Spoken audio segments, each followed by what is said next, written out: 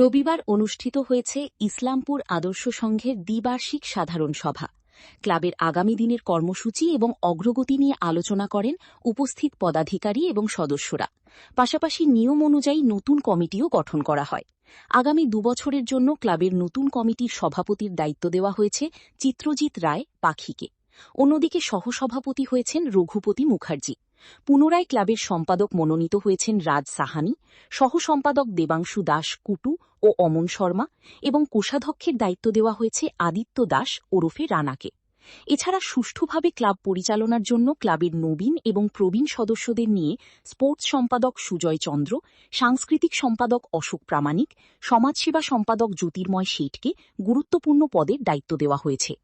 দেখুন, আমাদের প্রতি 2 বছর অন্তর অন্তর আদর্শ সংঘের রীতি অনুযায়ী আমরা এজিএম করে কমিটি তৈরি করে দিই।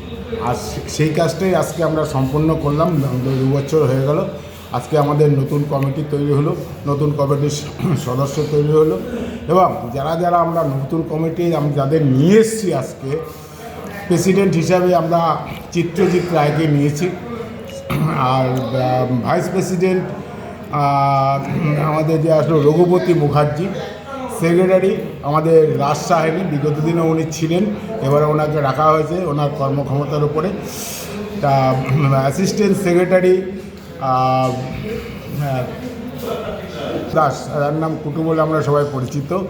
এছাড়াও ট্রেজারার হিসাবে আমরা আদিত্য দাসকে রেখেছি। এছাড়াও আমরা কতগুলো সাব কমিটি তৈরি করেছি, যার মধ্যে রয়েছে কালচারালের জন্য স্পোর্টস আছে, এবার অন্যান্য যেগুলো আছে সেগুলো আমরা কমিটি তৈরি করে এবার আমরা আজকে মিটিংটা শেষ করেছি।